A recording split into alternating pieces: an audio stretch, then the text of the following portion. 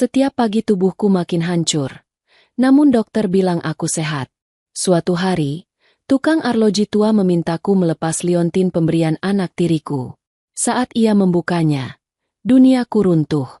Di balik emas itu, ada kapsul racun yang bekerja lewat panas tubuhku. Mereka membunuhku perlahan. Sebelum ceritanya dimulai, silakan tulis di kolom komentar dari daerah mana saja teman-teman yang menonton cerita ini. Jangan lupa like dan subscribe agar channel ini bisa semakin berkembang dan bisa mempersembahkan cerita yang lebih menarik lagi. Aku menatap pantulan diriku di cermin besar yang membentang dari lantai hingga langit-langit kamar tidur utamaku. Gaun sutra berwarna krem membalut tubuhku dengan sempurna. Sementara cahaya matahari pagi menembus tirai jendela yang menyajikan pemandangan taman luas di belakang rumah. Rasanya, kadang aku masih harus mencubit lenganku sendiri untuk memastikan bahwa semua ini bukan mimpi. Namaku Karina, dan baru 3 bulan yang lalu, statusku berubah drastis.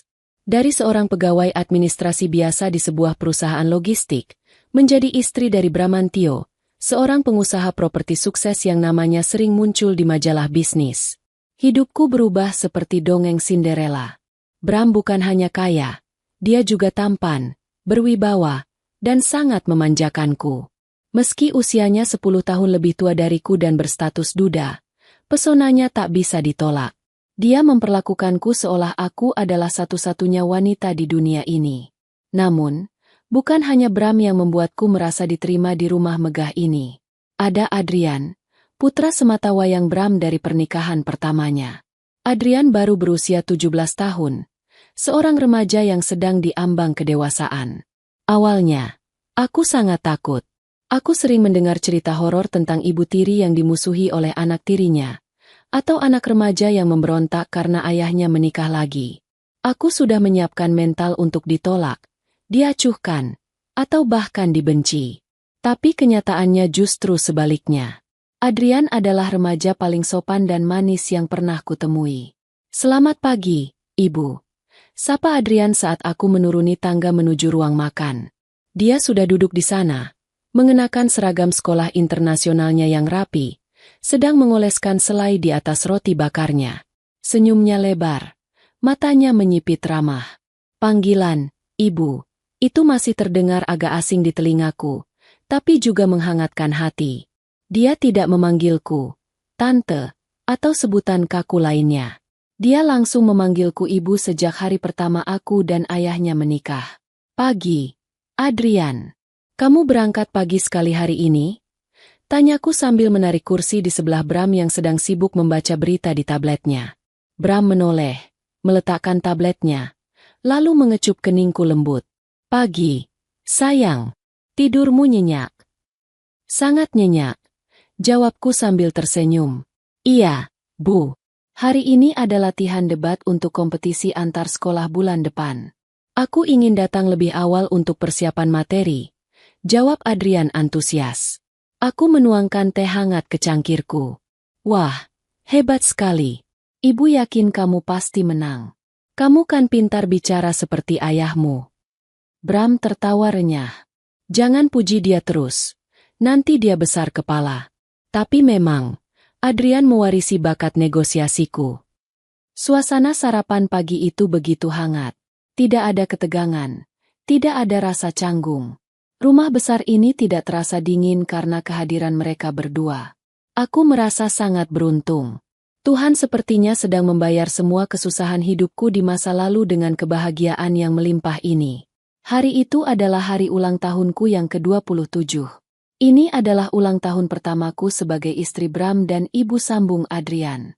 Sejak pagi, Bram sudah memberitahuku untuk tidak memasak atau melakukan pekerjaan apapun.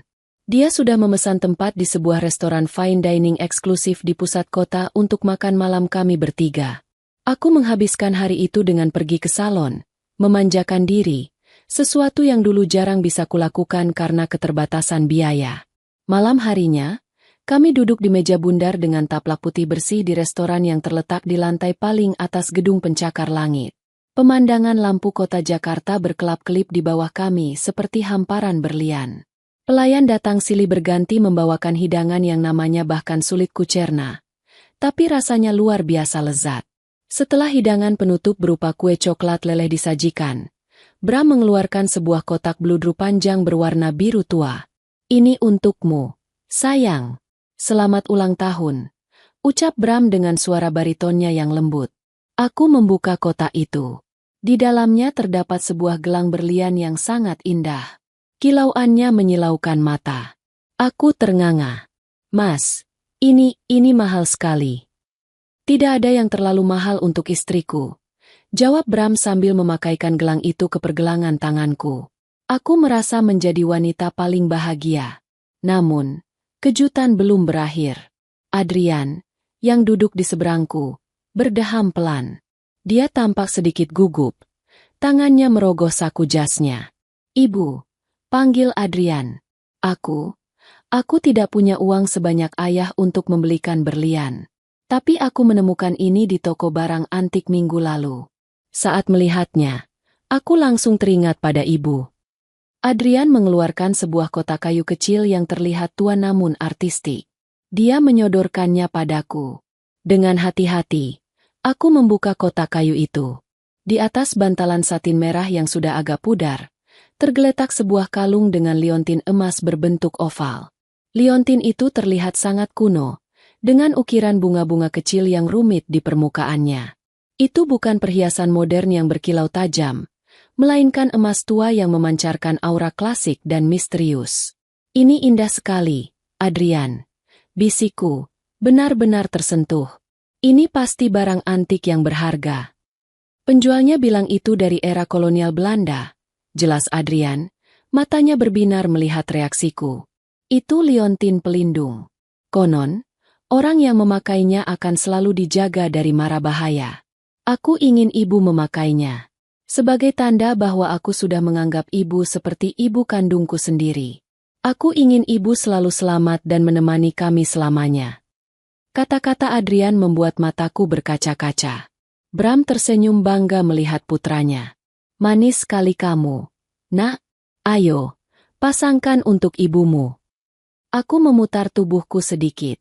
Adrian berdiri, lalu dengan hati-hati melingkarkan rantai emas itu ke leherku. Aku merasakan dinginnya logam menyentuh kulit leherku. Lalu bunyi klik pelan terdengar saat kuncinya terpasang. Liontin oval itu jatuh tepat di tengah dadaku. Terasa sedikit berat namun mantap. "Terima kasih, Adrian. Ibu janji akan merawatnya," kataku sambil memegang liontin itu. Adrian kembali duduk. Wajahnya serius namun penuh kasih. "Ibu harus janji satu hal. Jangan pernah melepasnya, ya? Anggap itu sebagai jimat keberuntungan dari aku. Kalau ibu melepasnya, aku akan merasa sedih, seolah ibu menolak doaku." Permintaan itu terdengar sedikit kekanak-kanakan tapi sangat tulus. Mana mungkin aku menolak permintaan semanis itu dari anak tiriku yang sedang berusaha membangun ikatan batin denganku? Tentu saja, Adrian. Ibu berjanji. Ibu tidak akan pernah melepasnya. Bahkan saat tidur atau mandi sekalipun. Ini akan menjadi bagian dari diri ibu mulai sekarang. Janjiku dengan sungguh-sungguh. Malam itu berakhir dengan sempurna. Kami pulang dengan perasaan penuh cinta. Di dalam mobil mewah Bram, aku terus meraba liontin di dadaku. Permukaannya yang berukir terasa nyata di ujung jariku. Aku merasa diterima. Aku merasa dicintai. Dan aku merasa aman. Aku tidak tahu bahwa malam itu adalah malam terakhir aku merasakan kedamaian yang sejati. Tanpa aku sadari, janji setia yang kuucapkan untuk tidak melepas liontin itu adalah tanda tangan kontrak kematianku sendiri.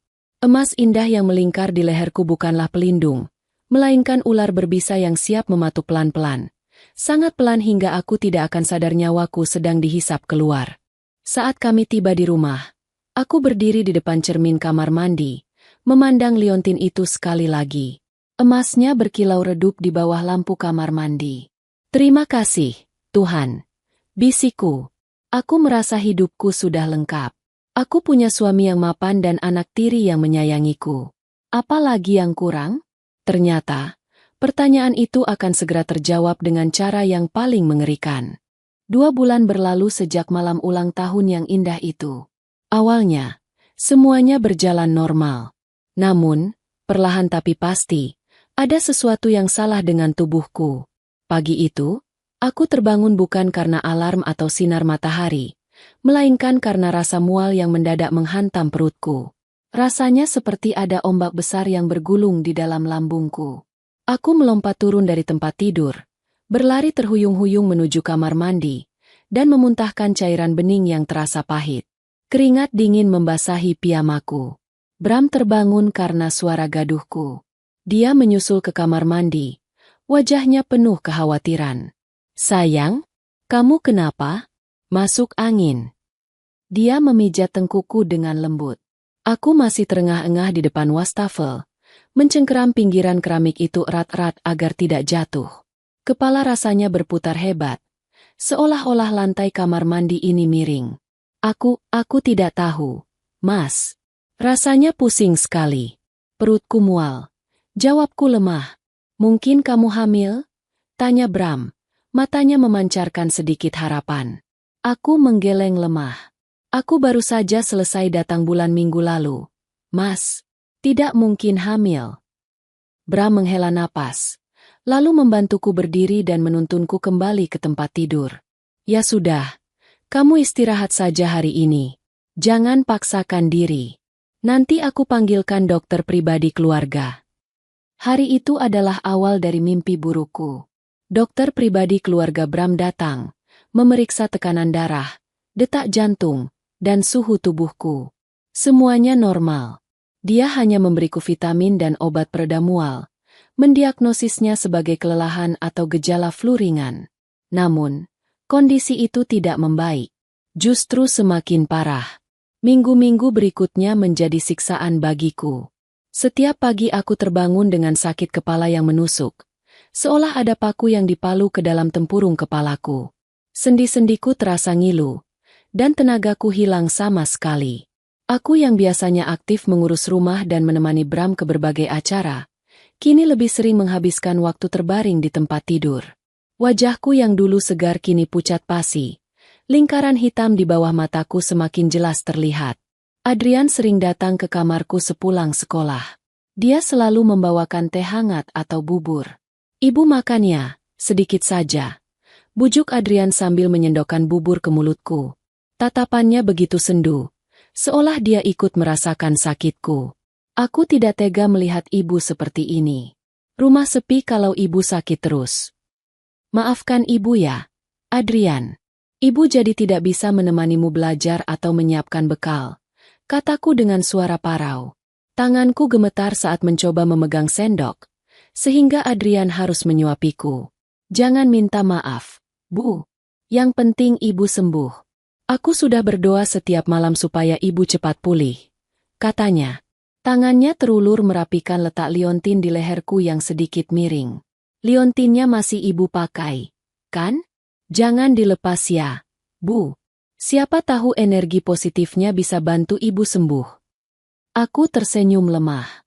"Tentu saja, Nak. Ibu tidak pernah melepasnya." Karena kondisiku yang semakin memburuk dan tidak ada perubahan dengan obat biasa, Bram akhirnya membawaku ke rumah sakit terbaik di kota. Aku menjalani serangkaian tes yang melelahkan dan menakutkan. Darahku diambil berbotol-botol.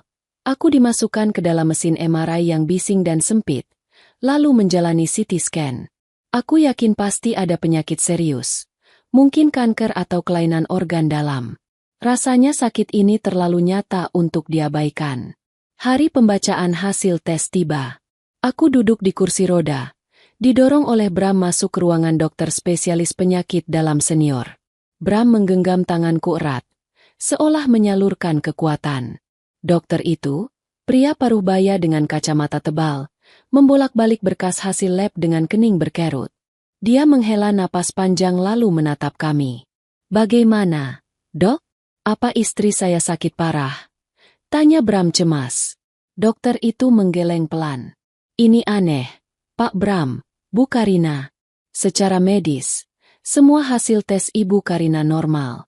Jantung, paru-paru, ginjal, hati, semuanya berfungsi dengan baik. Tidak ada tanda-tanda infeksi, tidak ada tumor, darah pun bersih." Aku terperanjat. "Tapi Dok, saya sakit. Setiap pagi saya muntah, kepala saya mau pecah. Saya bahkan sulit berjalan karena lemas.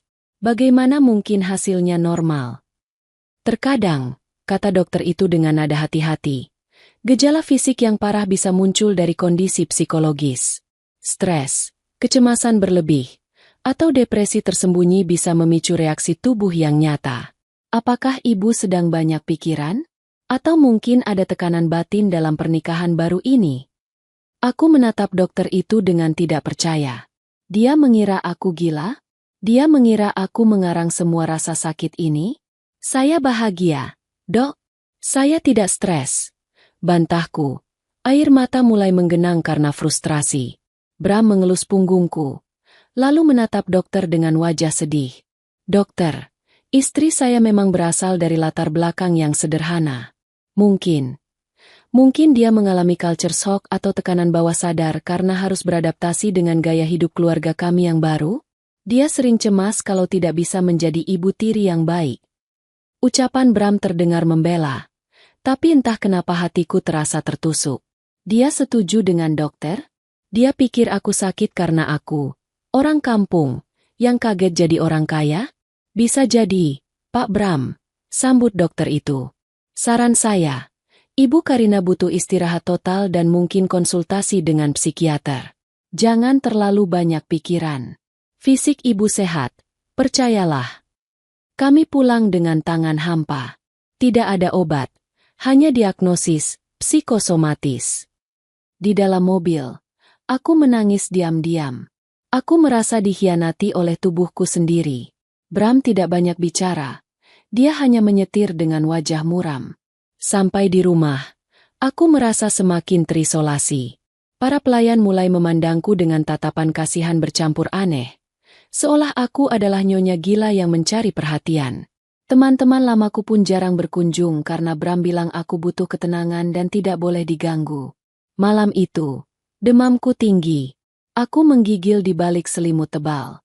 Di tengah kesadaran yang timbul tenggelam, aku merasa leherku sangat panas. Liontin emas itu terasa membakar kulit dadaku. Ingin rasanya aku melepasnya sebentar agar bisa bernapas lega. Tapi teringat wajah sedih Adrian dan janjiku padanya.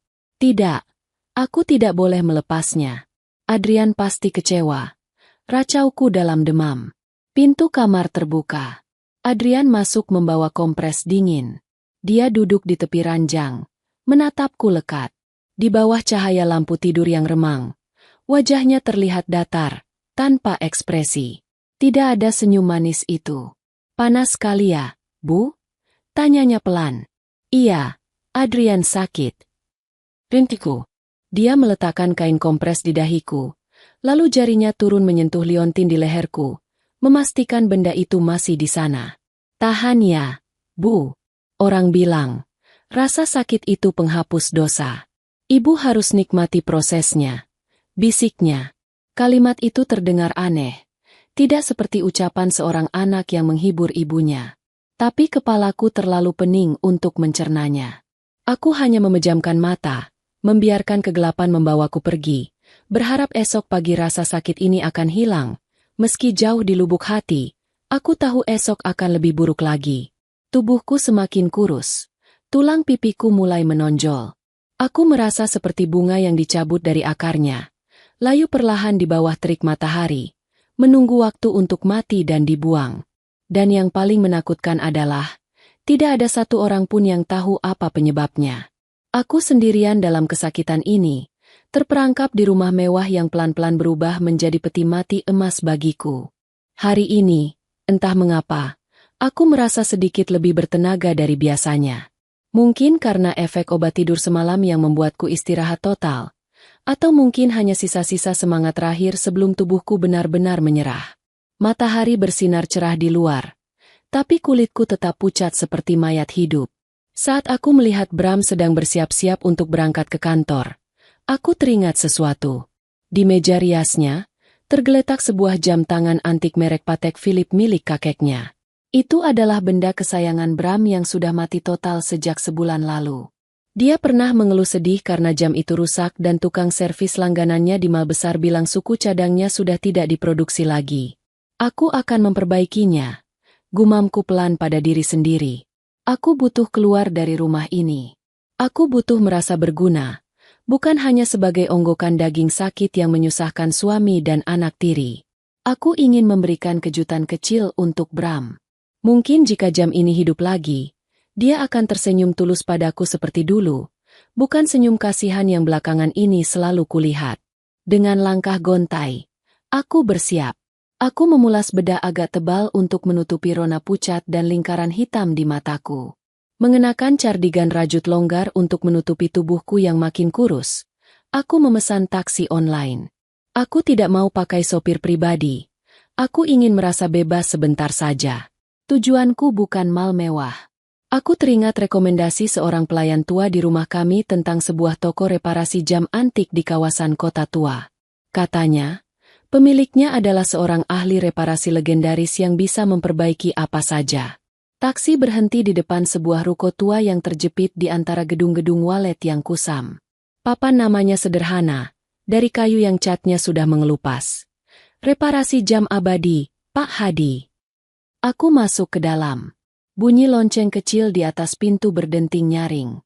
Aroma debu, minyak pelumas, dan kayu tua langsung menyergap hidungku. Di balik etalase kaca yang penuh dengan ratusan jam tangan berbagai bentuk dan ukuran, duduk seorang pria tua berambut putih. Dia sedang menunduk. Matanya dilapisi kaca pembesar khusus yang menempel di dahi. Tangannya sibuk mengutak-atik mesin jam yang sangat kecil. "Selamat siang, Pak." Sapaku pelan. Pria tua itu mendongak. Dia menurunkan kaca pembesarnya. Tatapannya tajam namun teduh. Seperti orang yang sudah melihat banyak hal dalam hidup. "Siang, Nyonya. Ada yang bisa saya bantu?" Suaranya serak-serak basah. Aku mengeluarkan jam tangan Bram dari tasku. "Suami saya bilang jam ini rusak parah. Apa Bapak bisa memperbaikinya?" Pak Hadi menerima jam itu, membolak-baliknya dengan hati-hati. Patek tahun 50-an. Barang bagus. Mekanismenya rumit. Tapi bukan tidak mungkin. Masalahnya ada di pegas. Utamanya yang patah. Saya harus cari kanibalan dari jam lain.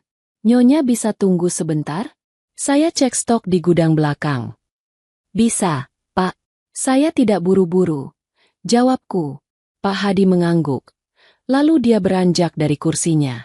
Namun, saat dia hendak berbalik, matanya tiba-tiba terpaku pada dadaku. Lebih tepatnya, pada liontin emas yang menggantung di leherku. Langkah kakinya terhenti. Dia menyipitkan mata, lalu mendekatkan wajahnya sedikit ke arahku, membuatku refleks mundur selangkah karena kaget. "Maaf, Nyonya, boleh saya lihat kalung Nyonya sebentar?" Tanyanya dengan nada mendesak yang aneh. Aku memegang liontin itu dengan protektif. "Kenapa, Pak?" Motif ukiran itu bunga wijaya kusuma terbalik. Gumamnya, lebih pada dirinya sendiri. Itu bukan sembarang perhiasan. Saya pernah melihat desain kuncian seperti itu di buku katalog lelang barang antik kolonial. Sangat langka. Boleh saya lihat kunciannya? Hanya sebentar. Saya penasaran sebagai kolektor barang antik. Rasa ingin tahunya begitu tulus. Tidak ada kesan jahat. Lagi pula, dia orang tua yang terlihat rapuh. Dengan ragu, aku mengangguk dan mendekat ke etalase. Pak Hadi kembali memakai kaca pembesarnya. Dia tidak menyentuh kulitku, hanya memegang liontin itu dengan ujung pinsetnya yang halus. Dia memutar liontin itu, mengamati bagian belakangnya yang polos. "Luar biasa," bisiknya. "Nyonya tahu sejarah benda ini?" "Ini hadiah dari anak tiri saya." Jawabku bangga. Katanya ini jimat pelindung. Pak Hadi terdiam sejenak. Dia menatapku lurus di mata.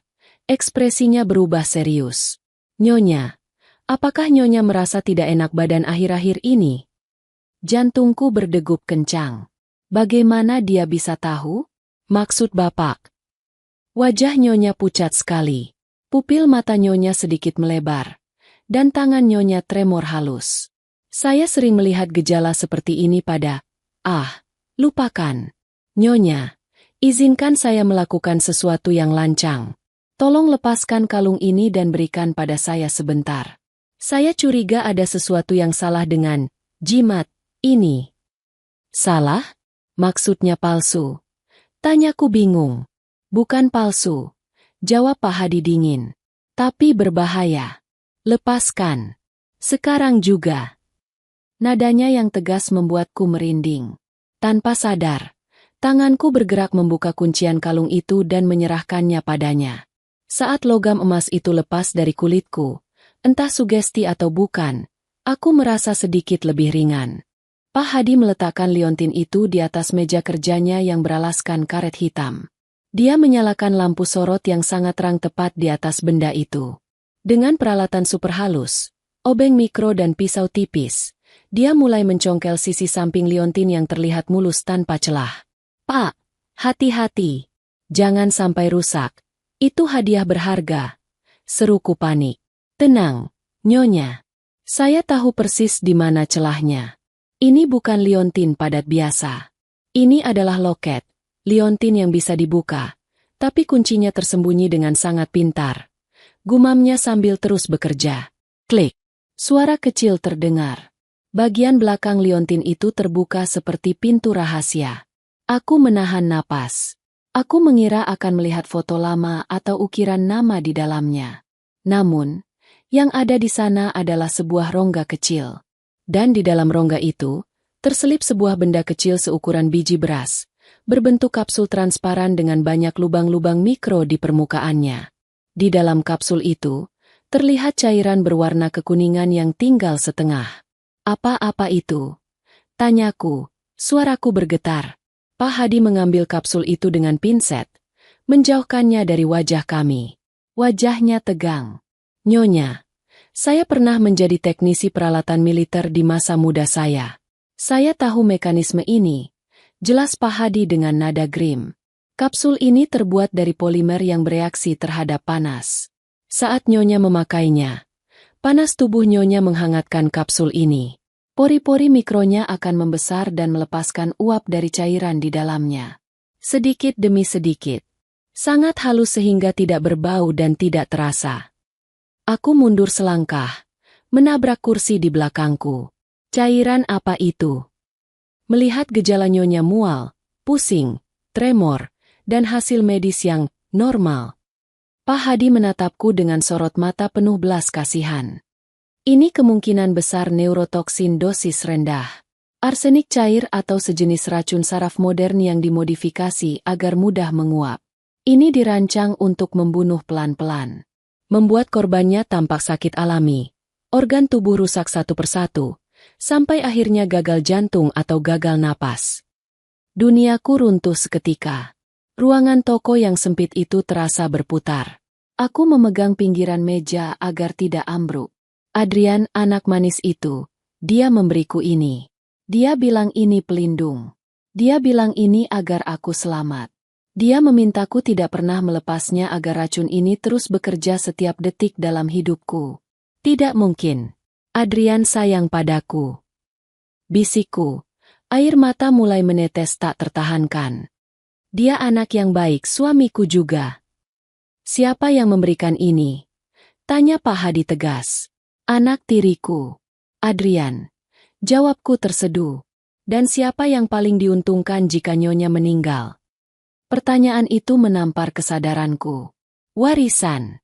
Orang tuaku meninggal karena kecelakaan setahun lalu dan meninggalkan asuransi serta aset properti yang cukup besar. Semua baru saja cair dan dialihkan ke namaku bulan lalu, tepat setelah aku menikah. Jika aku mati, otomatis Bram, suamiku, akan mewarisi semuanya. Dan Adrian adalah anak Bram. Ya Tuhan. Aku menutup mulutku, menahan jeritan. Selama ini aku tidur dengan musuh. Aku merawat anak ular yang mematuku setiap hari dengan senyuman manis. Kepalaku yang sakit tiba-tiba terasa jernih karena syok. Semua perhatian mereka, semua kebaikan itu, semuanya palsu. Pak Hadi, tolong saya. Pintaku putus asa. Apa yang harus saya lakukan? Kalau saya pulang dan melabrak mereka, mereka pasti akan menyangkal dan membuang buktinya. Saya tidak punya siapa-siapa lagi. Pak Hadi diam sejenak. Lalu dia mengambil sebuah toples kaca kecil, memasukkan kapsul racun itu ke dalamnya, dan menutupnya rapat-rapat. Nyonya harus kuat. Kalau Nyonya langsung marah sekarang, Nyonya kalah. Mereka punya uang dan kuasa.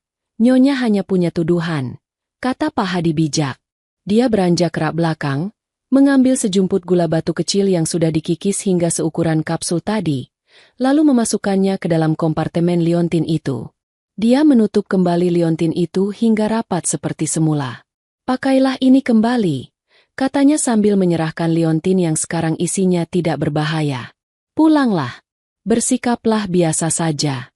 Pura-puralah Nyonya makin sakit. Biarkan mereka merasa menang. Sementara itu, Nyonya kumpulkan bukti. Rekam pembicaraan mereka. Cari dokumen. Kapsul racun ini akan saya simpan di tempat aman sebagai barang bukti di pengadilan nanti. Nyonya bisa ambil kapan saja. Aku menerima liontin itu dengan tangan gemetar. Benda yang tadinya kuanggap tanda cinta, kini terasa dingin dan menjijikan. Tapi Pak Hadi benar. Aku tidak boleh mati konyol. Aku harus membalas setiap tetes rasa sakit ini. Terima kasih, Pak. Bapak menyelamatkan nyawa saya. Ucapku. Pak Hadi tersenyum tipis. Jam tangan suami Nyonya sudah saya perbaiki pernya sementara. Bawa pulang juga. Berikan padanya sebagai hadiah terakhir dari istri yang sekarat. Itu akan membuat mereka lengah. Aku keluar dari toko itu dengan perasaan yang sama sekali berbeda dari saat aku masuk. Matahari di luar masih terik, tapi hatiku dingin membeku. Karina yang naif dan penuh cinta sudah mati di dalam toko itu. Yang keluar sekarang adalah Karina yang baru, seorang wanita yang siap bermain sandiwara di panggung kematiannya sendiri. Tunggu saja, Bram. Tunggu saja, Adrian. Desisiku sambil memasang kembali liontin itu di leherku. Kalian ingin aku mati? Baiklah, akan kutunjukkan bagaimana rasanya mati pelan-pelan. Perjalanan pulang dari toko Pak Hadi terasa seperti perjalanan menuju neraka. Taksi yang kutumpangi melaju membelah kemacetan sore Jakarta. Tapi pikiranku melayang jauh ke masa-masa awal pernikahanku. Setiap kenangan manis, saat Bram mengecup keningku, saat Adrian memijat pundakku, saat kami tertawa bersama di meja makan, kini berputar ulang di kepalaku seperti film horor. Semua itu bohong. Semua itu palsu. Mereka bukan keluarga. Mereka adalah aktor watak pemenang Oscar yang sedang mementaskan drama pembunuhan. Sesampainya di rumah, aku menarik napas dalam-dalam sebelum membuka pintu depan. Jantungku bergemuruh. Takut jika wajahku membocorkan segalanya. Tenang, Karina. Tenang. Kamu adalah korban yang sakit parah. Jangan sampai topengmu jatuh. Bisikku pada diri sendiri. Ibu sudah pulang. Suara Adrian terdengar dari ruang tengah. Dia sedang duduk di sofa sambil bermain ponsel. Melihat wajahnya, rasa mual yang sesungguhnya naik ke tenggorokanku. Wajah polos itu, senyum remaja yang manis itu. Di balik semua itu tersembunyi jiwa pembunuh yang tega memberikan racun pada ibu tirinya sendiri. Iya, Adrian. Jawabku lemah, membiarkan bahuku merosot turun. Ibu lelah sekali. Bram muncul dari ruang kerjanya. Dia melihatku dengan tatapan menyelidik, lalu beralih ke jam tangan di genggamanku. Sayang, kamu dari mana? Aku khawatir sekali kamu pergi sendirian dalam kondisi seperti ini, kata Bram, menghampiriku dan memegang lenganku. Sentuhannya yang dulu menenangkan kini terasa menjijikan. Seperti dililit ular piton. Aku memaksakan senyum tipis, lalu menyerahkan jam tangan Patek Philippe itu padanya. Aku pergi ke kota tua. Aku ingat kamu sangat sedih karena jam ini rusak. Aku menemukan tukang reparasi tua yang bisa memperbaikinya. Ini, mungkin hadiah terakhir dariku kalau aku tidak sembuh. Bram menerima jam itu dengan mata terbelalak. Dia memeriksa detak jarum jam itu. Hidup kembali. Karina, kamu melakukan ini untukku? Padahal kamu sedang sakit. Bram memelukku erat. Terima kasih, sayang. Kamu istri terbaik. Jangan bicara soal mati. Kamu pasti sembuh. Di pelukannya, aku melihat Adrian berdiri di belakang punggung ayahnya. Dia menatap kami datar. Lalu matanya turun ke leherku. Ke liontin itu. Sebuah senyum tipis, sangat tipis dan dingin, terbit di sudut bibirnya saat melihat aku masih memakai kalung itu. Detik itu juga, keraguanku sirna sepenuhnya. Pak Hadi benar. Malam itu, aku memutuskan untuk melancarkan aksi pertamaku. Aku mengeluh sakit kepala hebat setelah makan malam dan pamit tidur lebih awal. Minumlah obatmu, sayang. Istirahatlah, kata Bram penuh perhatian. Aku naik ke kamar, menelan vitamin biasa yang kusebut obat, lalu mematikan lampu. Aku berbaring di kasur, mengatur napasku agar terdengar berat dan teratur. Sekitar 1 jam kemudian, aku mendengar pintu kamar terbuka pelan. Bram masuk. Dia berdiri di sisi ranjang, menatapku cukup lama. Aku menahan keinginan untuk membuka mata dan berteriak. Setelah yakin aku tertidur pulas, dia keluar dan menutup pintu, tapi tidak sampai rapat. Aku menunggu 10 menit, lalu turun dari ranjang tanpa suara. Kakiku telanjang menapaki karpet tebal agar tidak menimbulkan bunyi langkah. Aku mengendap-endap menuju pintu, mengintip ke arah ruang santai di lantai 2 yang letaknya tak jauh dari kamar kami. Bram duduk di sana, menyesap whisky. Adrian duduk di hadapannya. Kakinya diangkat ke atas meja kopi dengan santai. Sikap sopannya hilang total. Bagaimana? Dia sudah tidur? Tanya Adrian. Suaranya terdengar bosan. Sudah. Pula seperti bayi, jawab Bram. Lalu tertawa kecil sambil memutar gelas di tangannya. Dia benar-benar istri yang berbakti. Bayangkan, dia menyeret tubuhnya yang sekarat ke kota tua hanya untuk memperbaiki jam tanganku. Bodoh sekali. Air mataku menetes. Tapi aku membekap mulutku sendiri kuat-kuat. Baguslah, sahut Adrian. Semakin dia banyak bergerak, semakin panas tubuhnya naik, semakin cepat racun itu bekerja. Pak Hadi, atau siapapun tukang jam itu, untung dia bodoh dan tidak curiga dengan kalungnya. Tenang saja. Tidak ada yang akan curiga, kata Bram percaya diri. Dokter sudah mendiagnosis psikosomatis. Kalau minggu depan dia tiba-tiba gagal jantung, orang akan mengira tubuhnya menyerah karena depresi. Bersih, rapi. Kapan uang warisannya bisa cair, ya? Tanya Adrian tidak sabar. Aku ingin mobil sport itu untuk ulang tahunku bulan depan. Sabar, nak. Begitu surat kematian keluar, kita akan urus semuanya. Aset orang tuanya, asuransi jiwanya yang dia buat atas namaku. Semuanya hampir 50 miliar. Cukup untuk kita hidup mewah 7 turunan tanpa aku perlu kerja keras lagi di bisnis properti yang sedang lesu ini. Hebat. Adrian terkekeh. Aktingku sebagai anak tiri yang manis layak dapat piala, kan? Jujur saja, aku muak harus memanggilnya Ibu setiap hari dan menyuapinya bubur. Wanita kampung yang naif. Sedikit lagi, Adrian. Bertahanlah sedikit lagi. Setelah dia mati, kita kembali bebas. Duniaku hancur berkeping-keping di balik pintu itu. Rasanya lebih sakit daripada racun fisik apapun. Jadi ini alasannya. Bukan karena cinta, bukan karena keluarga. Hanya karena uang 50 miliar. Mereka melihatku bukan sebagai manusia, tapi sebagai celengan babi yang harus dipecahkan. Aku mundur perlahan, kembali ke kamar tidur dengan hati yang remuk redam namun terbakar amarah. Aku merangkak naik ke tempat tidur, menarik selimut sampai menutupi kepala. Di dalam kegelapan, aku menangis tanpa suara. Bukan tangisan kesedihan, melainkan tangisan kematian bagi Karina yang lama. Malam itu, di bawah selimut tebal, aku bersumpah demi nyawaku yang tersisa, aku tidak akan mati. Aku akan menjadi mimpi buruk yang tidak pernah mereka bayangkan. Pagi harinya, aku bangun dengan tekad baru.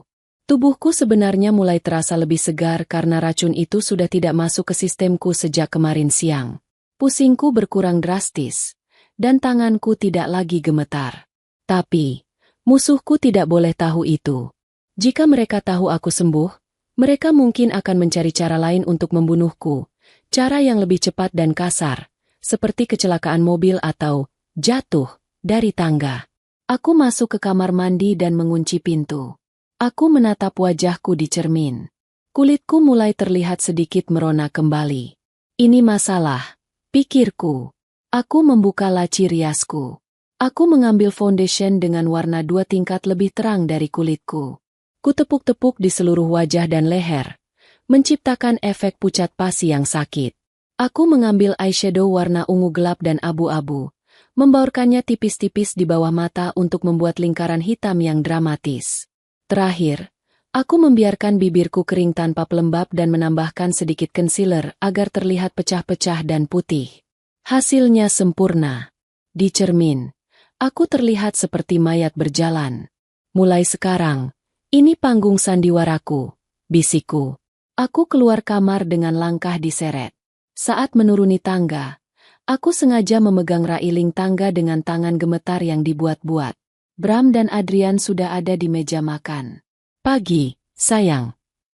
Sapaku dengan suara parau yang kubuat seolah kehabisan napas. Ya ampun, Karina. Bram berdiri, menghampiriku dengan wajah cemas, andalannya. Kamu terlihat lebih buruk dari kemarin. Haruskah kita ke rumah sakit lagi? Tidak usah, Mas, tolakku, sambil duduk pelan sekali seolah tulangku rapuh. Dokter bilang ini cuma stres. Aku cuma butuh istirahat di rumah. Jangan buang uang lagi untuk rumah sakit. Ibu mau bubur, tawar Adrian. Tidak, Adrian, perut ibu mual sekali melihat makanan. Jawabku sambil memalingkan wajah, pura-pura ingin muntah. Adrian dan Bram bertukar pandang. Sekilas, aku menangkap kilatan kepuasan di mata mereka. Mereka pikir racunnya bekerja lebih cepat dari dugaan. Hari-hari berikutnya menjadi rutinitas akting yang melelahkan. Aku harus menahan diri untuk tidak makan saat ada mereka. Aku menyembunyikan roti dan biskuit di dalam lemari bajuku, dan memakannya diam-diam saat mereka pergi, hanya untuk menjaga tenagaku tetap ada. Aku juga mulai mempelajari gerak-gerik mereka dengan lebih detail. Aku menyadari betapa cerobohnya mereka karena merasa sudah menang. Bram sering meninggalkan ponselnya tidak terkunci di meja. Adrian sering bicara kasar dengan teman-temannya di telepon saat mengira aku tidur di kamar sebelah. Suatu siang, aku merencanakan sebuah adegan kecil untuk menguji seberapa jauh hilangnya hati nurani mereka. Aku menunggu Adrian pulang sekolah. Saat aku mendengar suara mobilnya masuk garasi, aku bersiap di puncak tangga. Ketika Adrian membuka pintu depan dan masuk ke foyer, aku berjalan keluar kamar. Adrian. Panggilku lemah. Dia mendongak. Ya, Bu. Aku melangkah menuruni satu anak tangga, lalu sengaja melipat kakiku seolah lemas dan menjatuhkan diri ke lantai karpet koridor atas. Brooke. Suaranya cukup keras. Aku tergeletak di sana, mengerang kesakitan. Aduh, tolong. Rintiku. Adrian tidak langsung berlari naik. Dia diam di bawah sana selama 5 detik penuh. 5 detik yang terasa seperti selamanya. Dari sudut mataku yang menyipit, aku melihatnya. Dia tidak panik. Dia justru tersenyum. Dia melihat jam tangannya, seolah menghitung waktu kematianku. Barulah setelah itu dia berteriak dengan nada panik yang dibuat-buat. Ibu! Ibu kenapa? Dia berlari menaiki tangga. Saat dia sampai di dekatku dan berlutut, wajahnya berubah menjadi topeng kekhawatiran yang sempurna. Ibu jatuh? Sakit sekali? Aku panggilkan ayah ya. Kaki ibu lemas sekali, Adrian. Kataku sambil mencengkeram lengan seragamnya. Aku menatap matanya dalam-dalam, mencari setitik saja rasa bersalah. Neil, matanya dingin seperti mata ikan mati. Apa ibu akan mati? Jangan bicara begitu, Bu, katanya lembut. Tapi tangannya meremas tanganku agak terlalu keras, hampir menyakitkan. Ibu pasti kuat. Kan ada kalung itu yang melindungi ibu. Kalimat itu memastikan segalanya. Dia sedang mengejekku tepat di mukaku. Iya, kalung ini. Aku meraba liontin di dadaku. Terima kasih sudah mengingatkan ibu. Bram pulang sore harinya dan mendengar cerita insiden itu dari Adrian. Malamnya, mereka berbisik-bisik lagi. Aku tahu aku tidak bisa terus begini. Sandiwara fisik saja tidak cukup. Aku butuh bukti yang tidak bisa dibantah. Pengakuan lisan mereka kemarin malam tidak terekam, dan itu kesalahanku. Aku teringat pada koleksi gadget lama Adrian yang pernah dia buang di gudang karena sudah ketinggalan zaman. Ada beberapa voice recorder kecil yang dulu dia pakai untuk tugas wawancara sekolah. Besok, saat mereka pergi, aku harus menggeledah gudang. Aku harus memasang perangkap. Aku bukan lagi Karina si istri penurut. Aku adalah mata-mata di rumahku sendiri.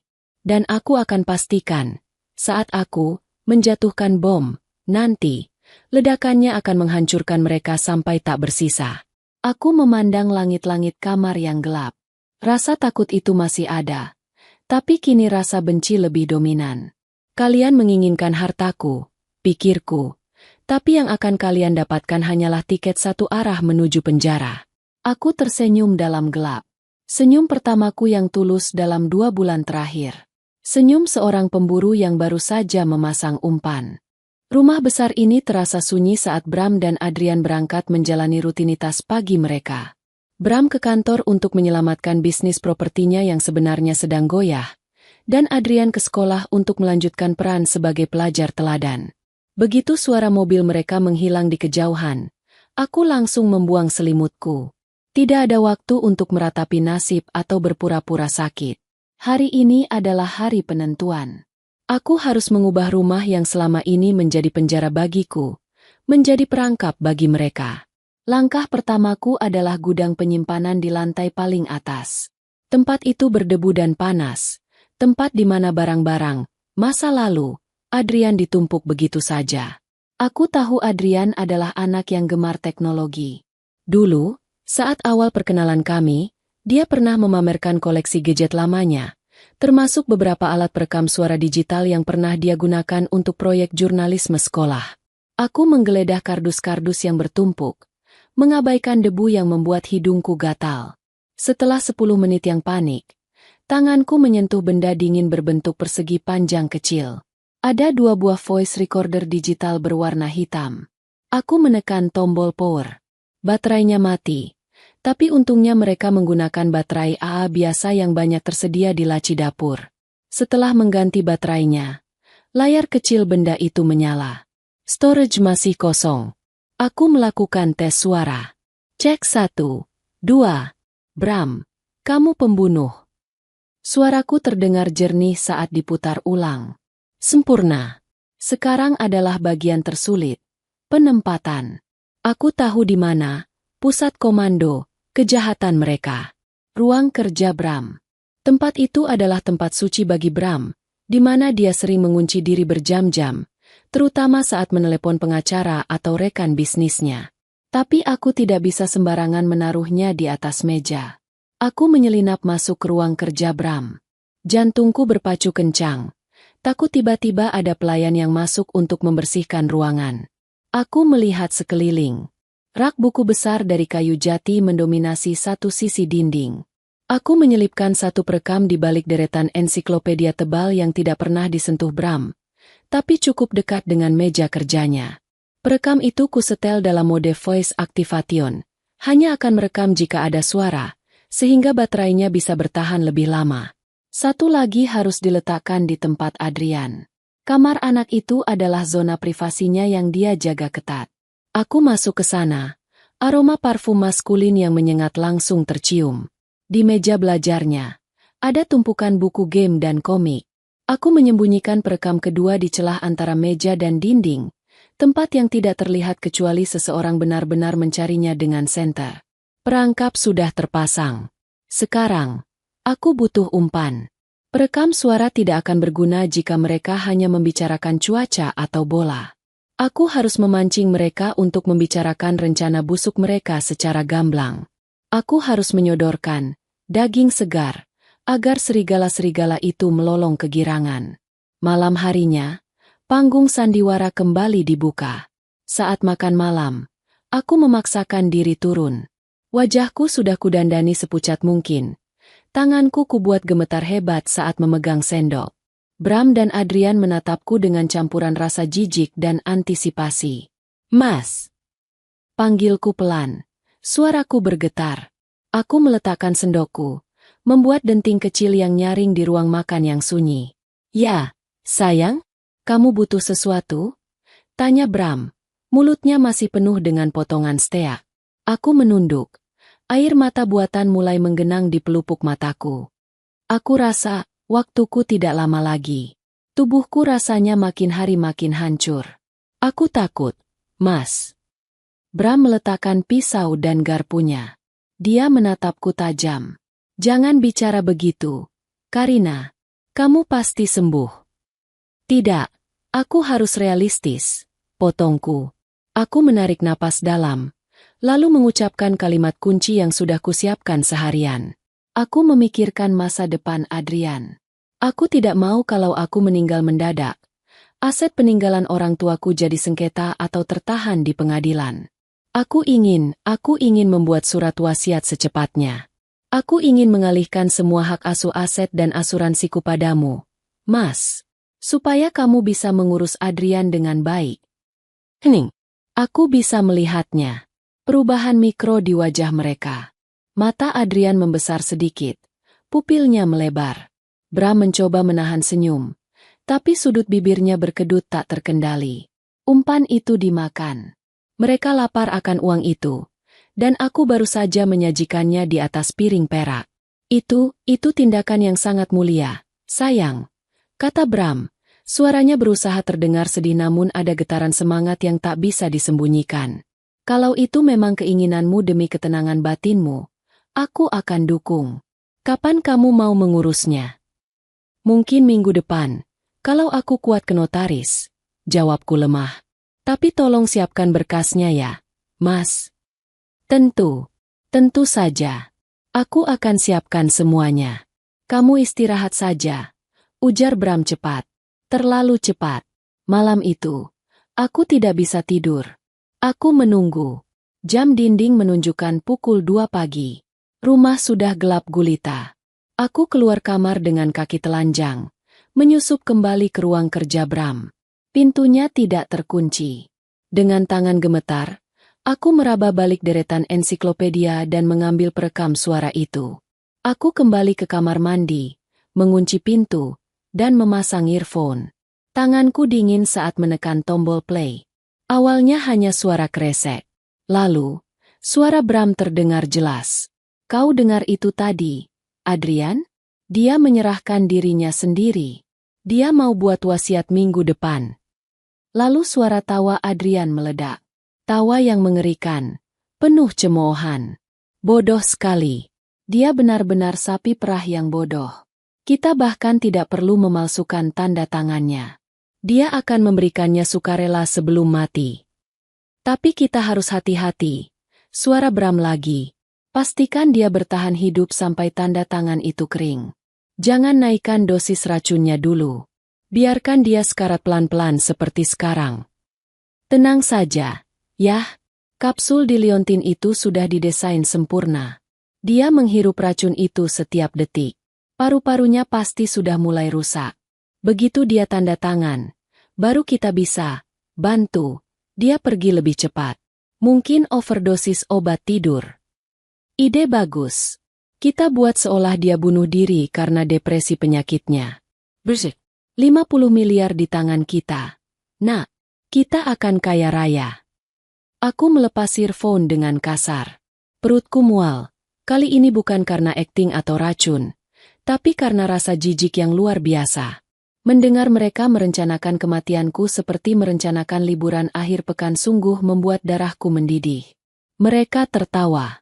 Mereka benar-benar tertawa. Bukti ini sudah cukup. Sangat cukup untuk mengirim mereka ke penjara seumur hidup. Tapi, itu belum cukup bagiku. Penjara terlalu bagus untuk mereka jika tidak disertai dengan kehancuran sosial. Aku ingin semua orang tahu siapa Bramantio dan Adrian sebenarnya. Aku ingin meruntuhkan topeng, keluarga sempurna, yang selama ini mereka banggakan di depan kolega bisnis mereka. Aku menyimpan rekaman itu di tempat paling aman, di dalam jahitan bawah kasurku yang kuobek sedikit. Besok, aku akan mulai menyusun rencana pembalasan yang sesungguhnya.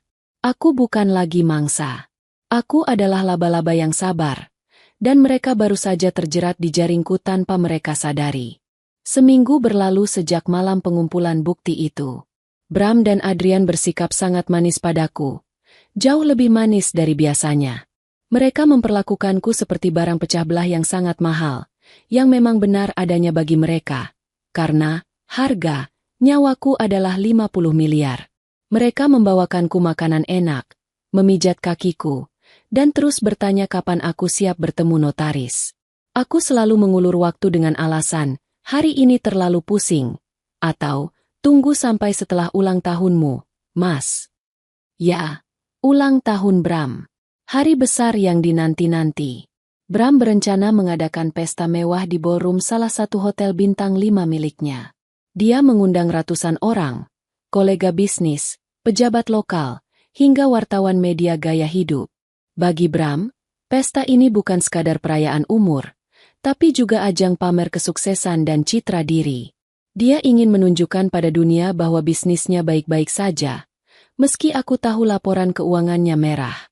Sore itu, Bram sedang mencoba setelan jas barunya di kamar. Dia mematut diri di cermin dengan bangga. Sayang, kataku dari tempat tidur. Aku sedang duduk bersandar, memegang sebuah buku yang tidak kubaca. Soal pestamu besok malam. Bram menoleh. Kenapa? Kamu butuh sesuatu? Kamu tenang saja di rumah. Ya, ada perawat yang akan menjagamu. Aku tidak akan pulang terlalu larut. Aku mau ikut, Mas, kataku tiba-tiba. Bram mengerutkan kening. Dia berjalan mendekat. Ikut? Karina, lihat dirimu. Kamu bahkan sulit berdiri tegak. Di sana akan ramai, berisik. Kamu akan pingsan nanti. Justru itu, Mas. Aku menatap matanya dengan tatapan memelas yang sudah kulatih. Aku merasa, ini mungkin ulang tahun terakhirmu yang bisa kuhadiri. Aku tidak mau melewatkannya. Aku ingin melihatmu bahagia di tengah teman-temanmu. Aku ingin ada di sampingmu. Bram tampak berpikir. Awalnya dia ragu. Khawatir aku akan merusak suasana dengan wajah mayatku. Tapi kemudian, aku melihat roda di otaknya berputar. Dia menyadari sebuah peluang. Membawa istri yang sakit parah namun tetap setia mendampingi suami akan menjadi public relation stunt yang luar biasa.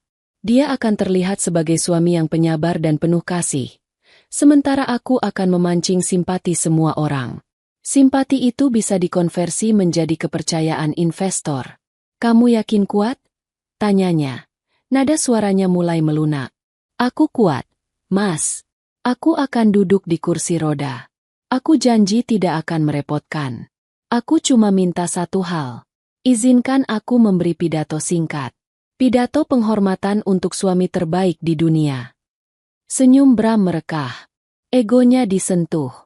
Dia membayangkan dipuji di depan ratusan orang oleh istri yang sekarat. Itu adalah momen emas bagi narsistik sepertinya. Baiklah kalau begitu. Aku akan siapkan kursi roda terbaik dan gaun yang nyaman untukmu. Kamu memang istri yang luar biasa, Karina. Dia mencium keningku. Ciuman Yudas. Begitu Bram keluar kamar, aku langsung bergerak. Persiapan untuk besok tidak bisa dilakukan sendirian. Aku mengambil ponsel prabayar rahasia yang kubeli lewat online dan disembunyikan di dalam kotak pembalut wanita, tempat yang tidak akan pernah disentuh Bram atau Adrian. Aku menghubungi satu nomor. Raka, teman lamaku di bagian IT perusahaan logistik dulu. Dia orang yang bisa dipercaya dan ahli dalam editing multimedia. Halo, Raka? Ini Karina. Jangan tanya kenapa aku pakai nomor ini. Aku butuh bantuanmu. Sangat mendesak. Ini soal hidup dan mati. Bisikku cepat. Aku menjelaskan rencanaku secara garis besar tanpa memberitahu detail tentang pembunuhan itu. Hanya bilang aku ingin memberi kejutan berupa video untuk suami. Tapi Bram tidak boleh tahu isinya. Raka setuju untuk membantuku menyusupkan file ke sistem audiovisual hotel, karena kebetulan dia kenal dengan vendor yang menangani acara itu. Aku akan kirim file audionya lewat email terenkripsi. Tolong buatkan visualisasinya. Raka. Sederhana saja, tapi jelas. Tampilkan gelombang suara dan teks transkripnya di layar besar nanti. Pastikan tidak ada yang bisa mematikannya sebelum videonya selesai. Instruksiku. Siap. Kar. Tapi lo yakin ini aman? Suara lo kedengeran tegang banget. Tanya Raka khawatir. Aman. Raka. Lakukan saja. Nanti kamu akan mengerti. Malam sebelum pesta, aku memilih gaun yang akan kupakai. Sebuah gaun hitam panjang yang elegan namun tertutup. Warna hitam akan membuat kulit pucatku semakin kontras, semakin mendramatisir keadaanku. Dan tentu saja, liontin itu. Liontin emas antik itu harus menjadi pusat perhatian. Aku memolesnya sampai mengkilap. Benda yang seharusnya membunuhku, besok akan menjadi senjata utamaku. Aku berdiri di depan cermin, memegang liontin itu. Besok, bisikku pada pantulan diriku yang kurus. Besok kita akhiri semuanya. Hari H tiba. Kesibukan melanda rumah sejak pagi. Penata rias dan penata rambut datang untuk mendandani Bram dan Adrian. Aku menolak dirias oleh profesional. Aku mau dandan sendiri saja, sederhana. Alasanku. Padahal, aku ingin memastikan riasanku tetap memberikan efek, sakit, yang natural, bukan malah membuatku terlihat segar. Malam harinya, kami berangkat dengan limosin sewaan. Bram duduk di sampingku, menggenggam tanganku. Adrian duduk di hadapan kami, sibuk dengan ponselnya, mungkin sedang membual pada teman-temannya tentang pesta malam ini. Kamu siap, sayang? Tanya Bram saat mobil mendekati lobi hotel yang penuh cahaya. Siap, Mas. Jawabku. Jantungku berdebar begitu keras hingga rasanya sakit di dada. Ini bukan sekadar gugup. Ini adalah adrenalin murni.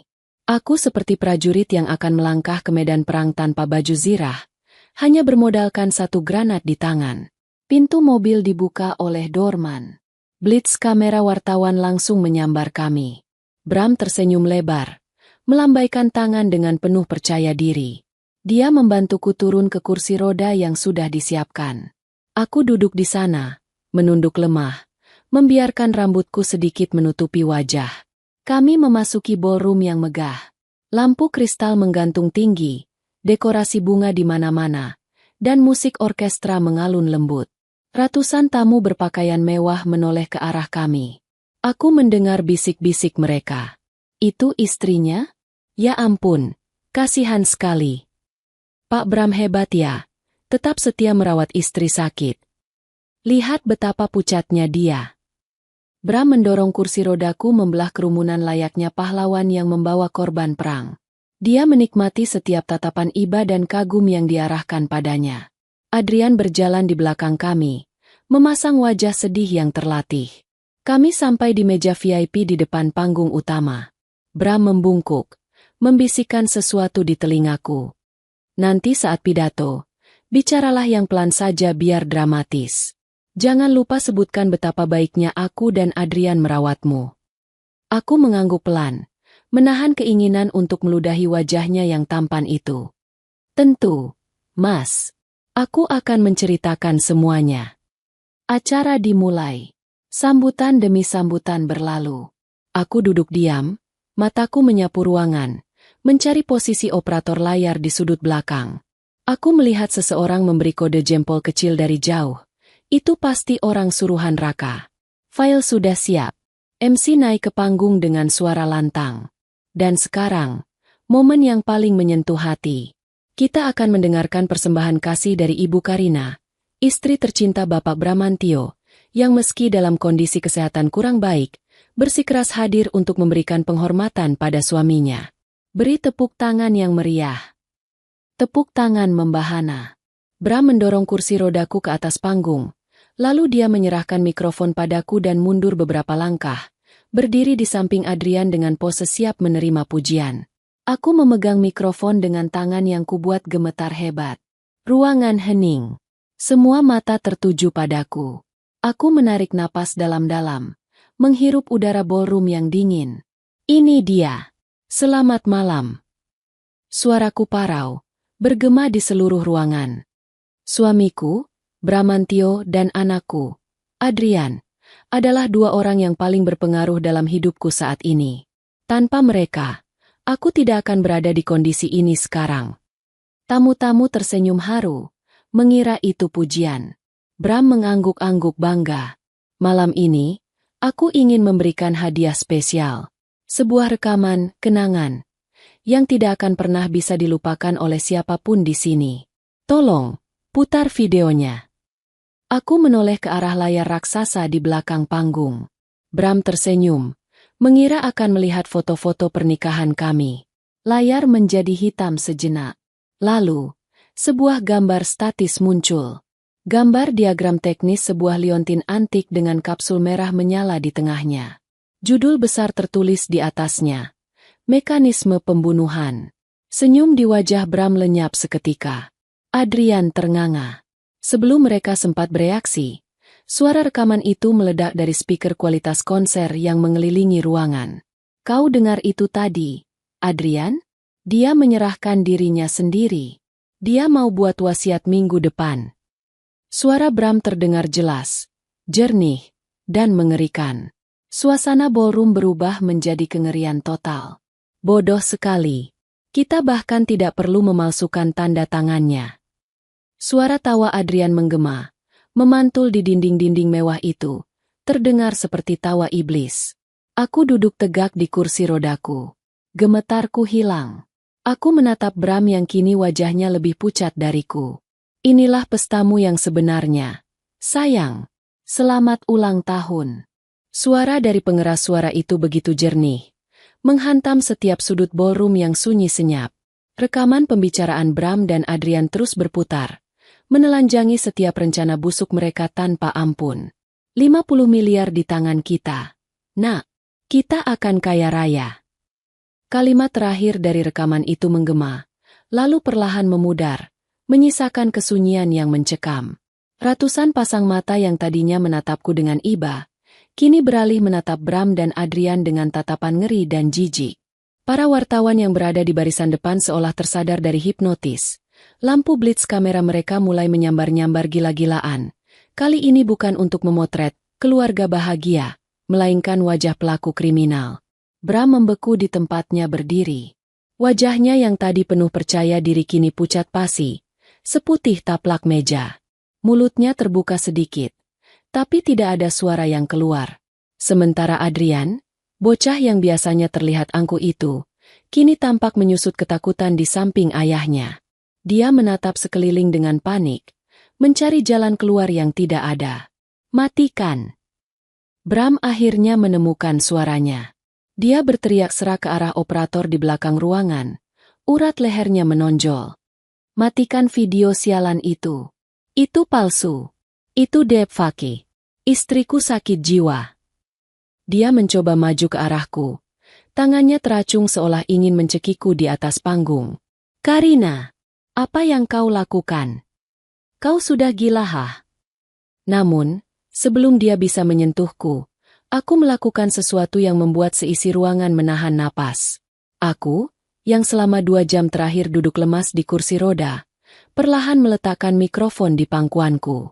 Tanganku mencengkeram pegangan kursi, lalu dengan mantap, aku mendorong tubuhku naik. Aku berdiri, tegak, tanpa gemetar, tanpa bantuan. Kakiku tidak lumpuh, Mas, kataku lantang. Tanpa mikrofon pun suaraku terdengar cukup jelas di keheningan itu. Dan aku tidak gila. Satu-satunya penyakitku adalah mempercayai bahwa kau dan anakmu adalah manusia. Kau! Bram mundur selangkah. Matanya terbelalak tak percaya melihatku berdiri setinggi dia. Aku kembali meraih mikrofon, menatap lurus ke arah tamu undangan. Kalian semua mendengar rekaman itu. Itu bukan rekayasa. Tapi bukti fisiknya ada di sini. Aku mengangkat tanganku, menunjuk liontin emas di leherku. Liontin yang kalian lihat ini, hadiah dari Adrian, anak tiri yang kuanggap seperti darah dagingku sendiri. Di dalamnya ada kapsul neurotoksin yang dirancang untuk membunuhku perlahan lewat panas tubuh. Gumaman ngeri terdengar dari kerumunan. Beberapa wanita menutup mulut mereka. Mereka meracuniku, lanjutku. Suaraku bergetar bukan karena takut, tapi karena amarah yang akhirnya tumpah. Demi warisan orang tuaku.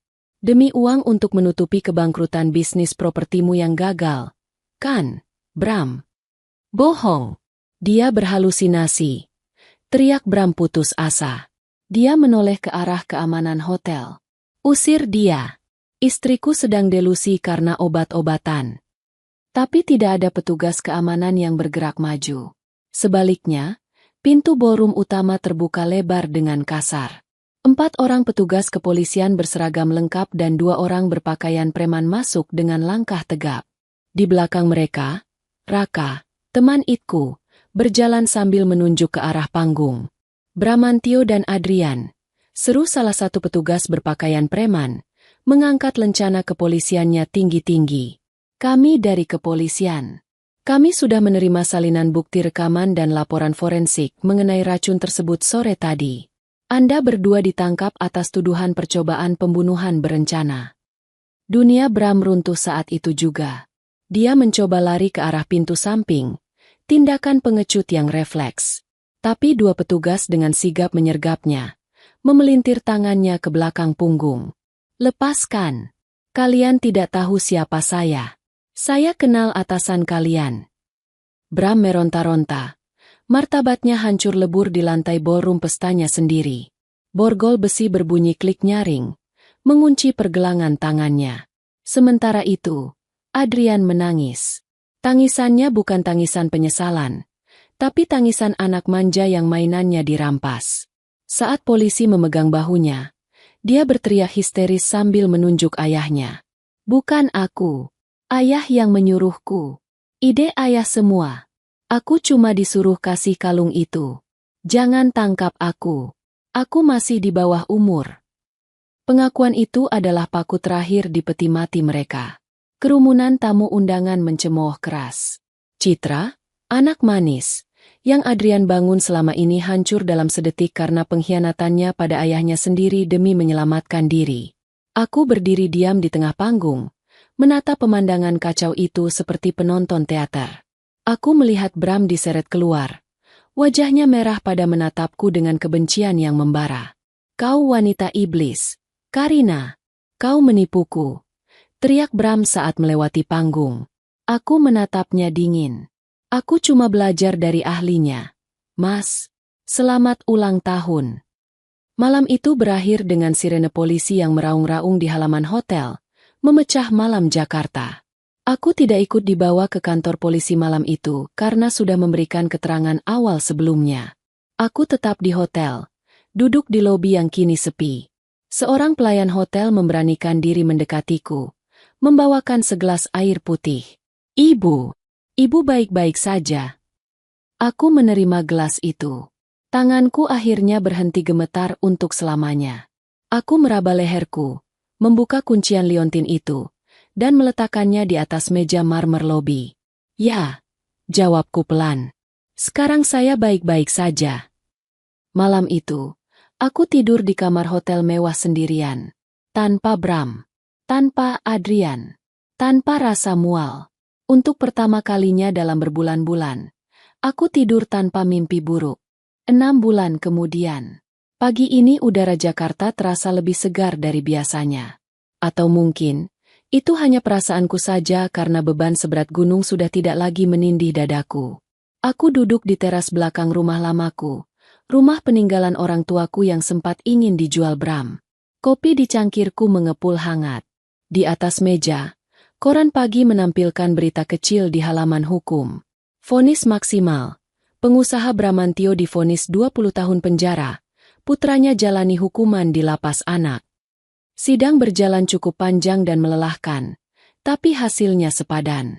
Rekaman suara itu, ditambah kesaksian Pak Hadi yang menjelaskan mekanisme liontin dengan sangat rinci di depan hakim, membuat pengacara mahal sewaan Bram tak berkutik. Kapsul racun yang disimpan Pak Hadi menjadi bukti forensik yang tak terbantahkan. Jejak pembelian bahan kimia ilegal yang dilakukan Bram lewat pasar gelap online juga berhasil dilacak polisi. Semuanya terbongkar. Kebangkrutan Bram, utang judinya, dan rencana jahatnya untuk menguasai hartaku. Publik yang awalnya simpati padanya berbalik meludahinya. Selama 6 bulan ini, nama Bramantio menjadi sinonim dengan suami beracun. Proses perceraian kami diputus secara fair stake karena Bram sudah di dalam penjara. Hakim mengabulkan semua tuntutanku. Tidak hanya aku mendapatkan kembali semua asetku, pengadilan juga menyita sisa aset Bram yang belum digadaikan untuk membayar ganti rugi material dan imaterial padaku. Ironisnya, uang itu jumlahnya lumayan besar. Bram ingin hartaku, tapi pada akhirnya, akulah yang mengambil sisa hartanya. Aku melipat koran itu dan meletakkannya. Aku tidak perlu membacanya lagi. Bagian hidupku yang itu sudah selesai. Bab itu sudah ditutup. Siang harinya, aku bersiap pergi. Aku mengenakan blus putih sederhana dan celana jeans. Tidak ada perhiasan mewah. Tidak ada gaun mahal. Aku menyetir mobilku sendiri membelah jalanan menuju kawasan kota tua. Toko, reparasi jam abadi, masih terlihat sama seperti 6 bulan lalu. Sepi, berdebu, dan tenang. Lonceng pintu berdenting saat aku masuk.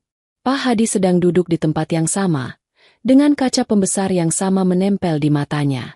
Dia mendongak, dan senyum tipis terbit di wajah keriputnya saat mengenaliku. Nyonya Karina. Sapanya. Wajah Nyonya sudah kembali merona. Senang melihatnya. Berkat Bapak, Pak Hadi, jawabku tulus. Aku berjalan mendekati etalase.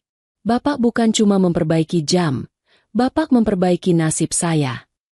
Aku meletakkan sebuah amplop tebal di atas meja kacanya. Isinya cek dengan nominal yang cukup untuk merenovasi toko ini dan membiayai hidup Pak Hadi dengan nyaman di hari tuanya. Ini tidak seberapa dibanding nyawa saya. Pak, tolong diterima. Anggap saja investasi. Saya ingin toko ini tetap ada. Siapa tahu ada orang lain yang butuh reparasi nasib, seperti saya. Candaku. Pak Hadi menatap amplop itu, lalu menatapku. Dia tidak menolak dengan basa-basi palsu. Dia mengangguk hormat. Terima kasih, Nak. Saya akan gunakan sebaik-baiknya. Lalu, dia menunjuk leherku yang polos. Sudah tidak pakai perhiasan lagi. Aku tersenyum, menyentuh kulit leherku yang bebas. Tidak ada lagi dinginnya emas. Tidak ada lagi beban rahasia. Tidak, Pak. Saya rasa saya lebih suka leher saya kosong. Lebih ringan. Lebih bebas bernapas. Pak Hadi tertawa kecil. Pilihan bagus. Kadang, hal terindah yang bisa kita pakai adalah kebebasan kita sendiri. Kami berbincang sebentar tentang jam tangan dan cuaca. Obrolan ringan yang sangat manusiawi. Tidak ada drama. Tidak ada kepura-puraan. Sebelum pamit, aku melihat jam tangan Patek Philippe milik Bram yang dulu diperbaiki di sini. Rupanya polisi mengembalikannya padaku sebagai bagian dari aset sitaan. Pak Hadi, jam ini. Aku mengeluarkan jam itu dari tasku. Bapak mau menyimpannya? Atau mempretelinya untuk suku cadang? Itu jam bagus, kata Pak Hadi. Sayang kalau dihancurkan. Kalau begitu, jual saja. Uangnya untuk Bapak.